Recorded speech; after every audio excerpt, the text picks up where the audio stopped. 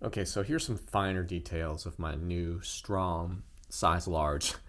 I'm 5'6". You can convert that to metric however you want, if you want. But this fits me like a glove.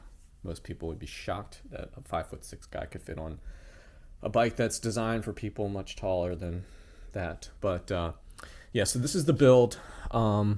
If you can see there, that's my trusty Velo Flyer, which has won me 4 national championships.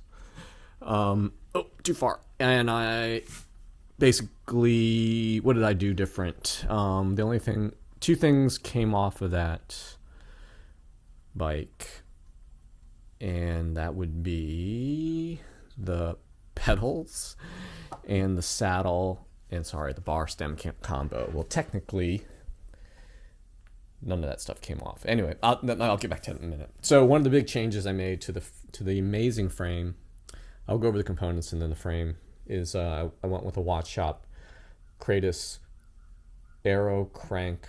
And the reason why I got it is not necessarily for the aero capabilities, the outright aero capabilities of the crank. It was for the narrow Q factor. It's about 126 millimeters Q factor, and on my former rotor all-do track cranks, which I loved, that's about 145. So it's about a net 9 millimeter narrower, and I just think that will yield me a little bit more aero gains. The other big change, the biggest changes are the Velobike Altias 27.5 wide bars, and without a rider behind them, you can't really appreciate how freaking narrow they are. They are just amazingly well-built bars. Rock solid. I'm definitely upper body dominant for a track sprinter, and you're not going to flex these bars. That said, I love my WXR 30 centimeter wide bars, but these, and those are rock solid also, but these have even less flex. The biggest change on these bars is that not only are they 27.5, but they are a short stack, impossibly short. When Glenn at Velobike posted, I've been following the development of these bars for years, and when Glenn posted the official specs of the bars, I couldn't believe it, because the WXR bars were already very shallow, and these are 4 centimeters less shallow. And I just was like, that's got to be a typo. That has to be a typo. And the really cool factor, and it's not, and what this does is allow me to have a higher hand position, which ironically makes me more aerodynamic, because it's easier for me to reach and tuck myself in and get my elbows level to the ground, or the track, as the case may be. And I also have a Velobike long boy stem. The cool part about this system eventually is that these bar covers right here, if you can see it, right here, they are removable, and ultimately this will be integrated with the faceplate of the stem. So this would be like a more of an aero transition forward. I use a Garmin mount to train. It would be kind of cool if you could integrate a Garmin mount up here, because that was one of the cool things I had actually for my WXR bars. Let me bring that out. Is this very handy dandy GoPro forward mount, and in this case I got a Garmin mount, which is now superfluous, though I could put this on my Velobike, and I will actually go do that, which I should have done when I swapped the bars. And so the other thing I brought along on this build was my specialized power mirror saddle with titanium rails, because I didn't want to deal with carbon rails and having to get square mount capable rails. I switched from a handy trusty power saddle, which I have on almost all of my bikes, The advantage of the mirror saddle is it's 3D printed, but more importantly, it kind of has this texture on it, and you don't slide on it, which took a little getting used to, because I would slide on my old saddle to get into position, and where here you have to be more precise about your butt placement. You can still move, it's just you're not going to slide around. With the advantage of that, time trials love that feature of not moving, because you plant yourself and you don't move, so there's no like creeping forward or creeping back or whatever this as the case may be. It was just different for me from like when I'm going from a full-on standing start into planting my butt down. You have to be a little bit more deliberate. Otherwise you have to lift up a little bit and move and sit back down. So onto the frame, which is probably why everyone is coming to see this. The coolest part and most unique, I guess, to the frame is the super wide fork. For the longest time, closely coupled forks like BTs, and pretty much all designs were really closely coupled. And the idea was the wind goes around the fork in the wheel, where, correct me if I'm wrong, this design was created so it would be more aerodynamic with more wheel choices, as opposed to a closely coupled fork to the wheel is probably fastest with certain wheel designs. So this is a little bit more universally aero, if that's the best way to describe it. But the cool thing is what you don't notice in photos and everything is just the shaping of the blade. And so I don't really know if you can see, but it actually curves out here. This is a long edge here that bows out, and the idea is the wind's supposed to come through. The wind's supposed to come through and get forced around the rider. And when it comes around the rider, as it comes back around on the seat stays, they're also formed also. You can probably see the shoulder here, hopefully. And then as the air is coming around the rider's leg, it's going to want to come flow back to the wheel and then get shaped out that way. Super brilliant. This was tested at the A2 tunnel. I think my buddy Heath consulted with Dave and company at Stromm. The nose cones also the other very noticeable feature of the frame. It is a work of art, in my opinion. I think this totally utilizes the 8-1 rule, and it's probably a little 10, I don't know. It's got to be 8 centimeters, because I think it's only a centimeter wide here. But the other thing you don't notice also in photos, or probably don't pick up on, you kind of assume that this would be, the head tube would be parallel, but in fact it's not. It's actually at about a 15-degree angle, and it kind of shields things, I imagine, and kind of creates more of a taller nose cone without actually increasing the height of the head tube, if that makes sense.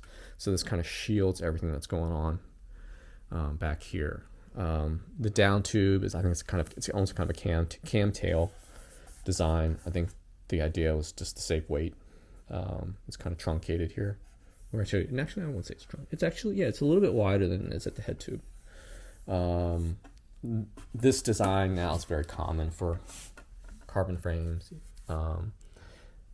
The chainstays are beefy, to say the very least.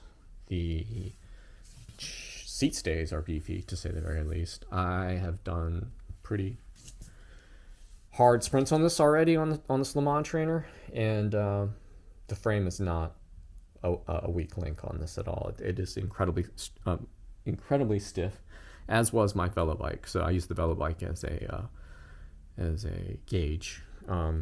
The other thing is here's the Wattshop bike on the non-drive side. Bring the sucker around. Okay, I've got a 6513. I was sprinting on a 6513 the other night and did intervals last night with it, so it doesn't want to come around too easy. But the other cool thing is the arms on the Wattshop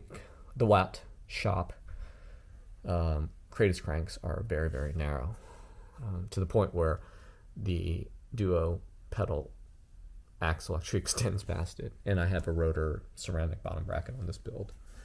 And yeah, so that's basically a tour of the frame. The finer points. Oh, actually, this is my favorite. This is actually my favorite part from a functional standpoint.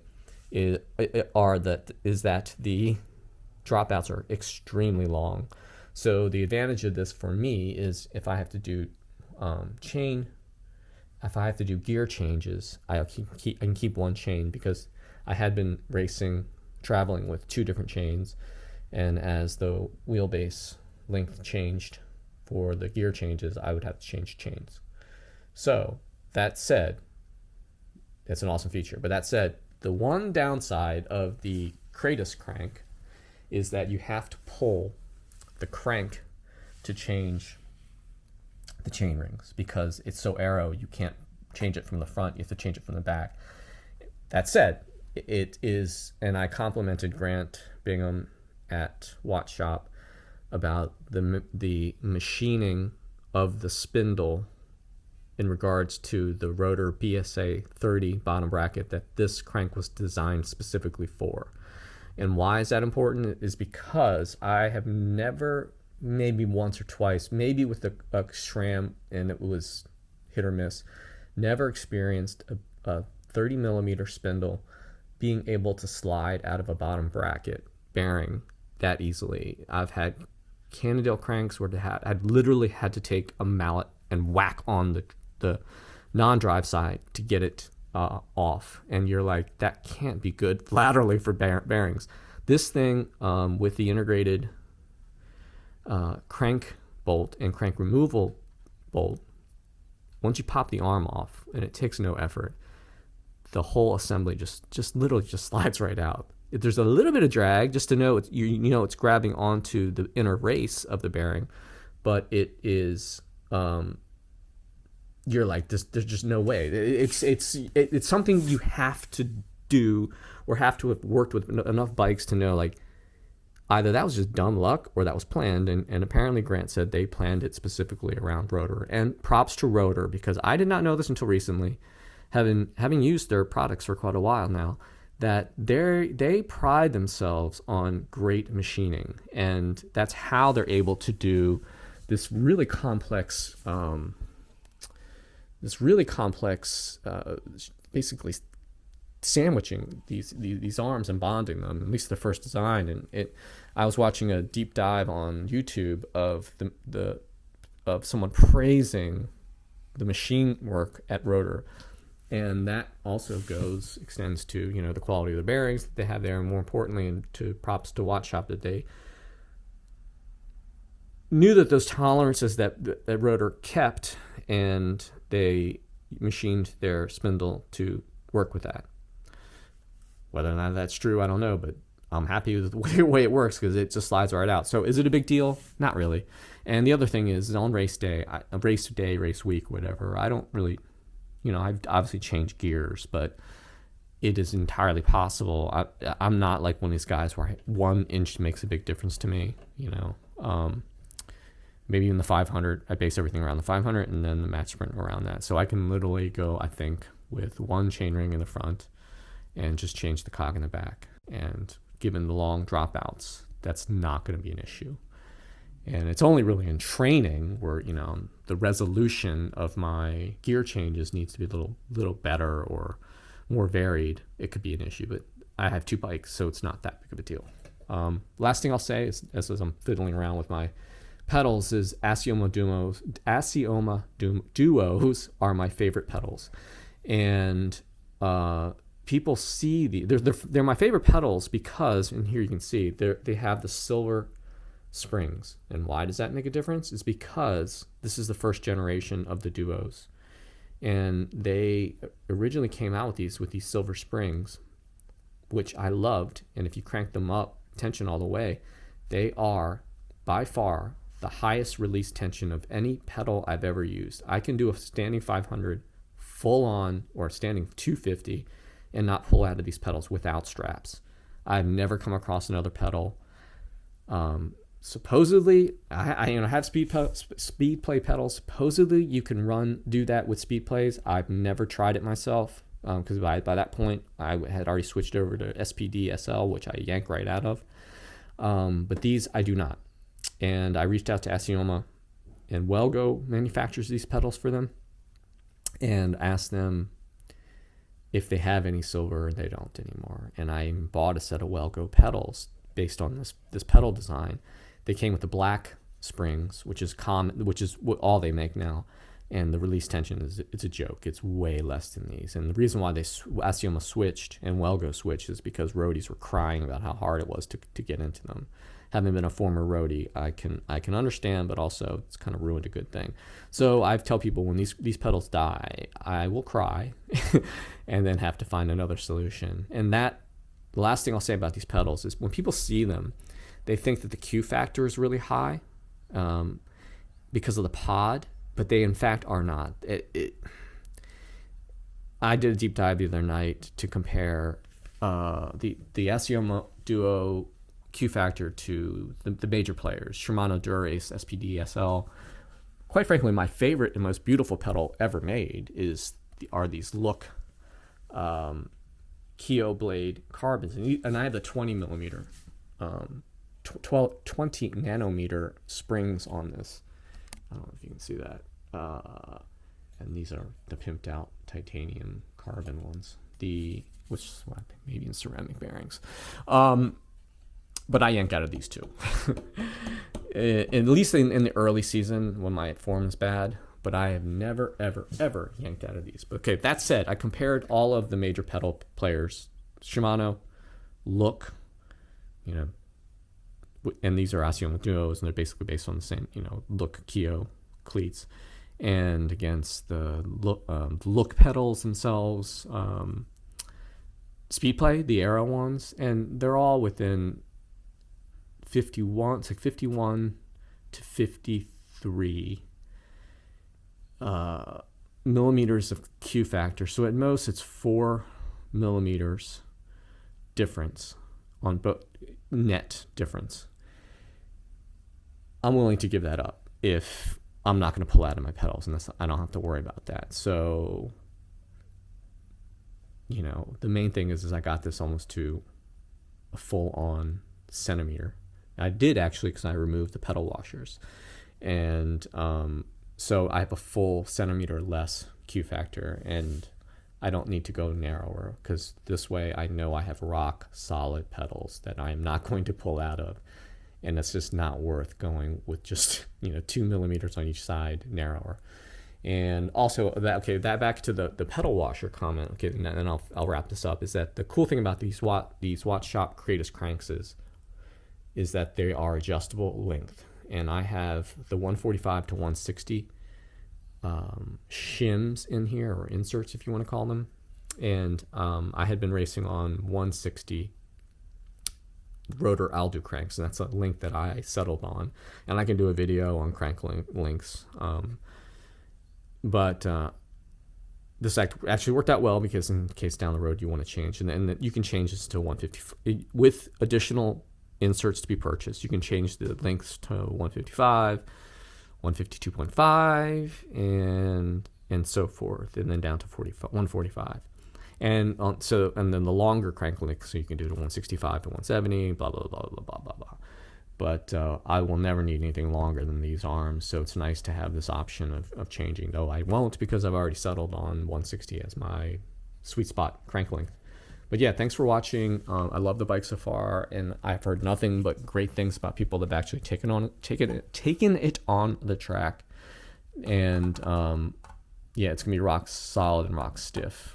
The fork is actually incredibly stiff from just doing standing starts and sprints on it in a trainer, which is, really, really good test for stiffness, because it's unforgiving on a frame, because it's just locked in. Okay, well, sorry. Last thing I'll say is I have Mondrian decals on my frame, which is just super dope. And then it extends all the way to the chainstays on both sides. And then I have a nice little Mondrian pinstripe down the back. And then in the seat cutout, and then also on the other stay. So thanks for watching.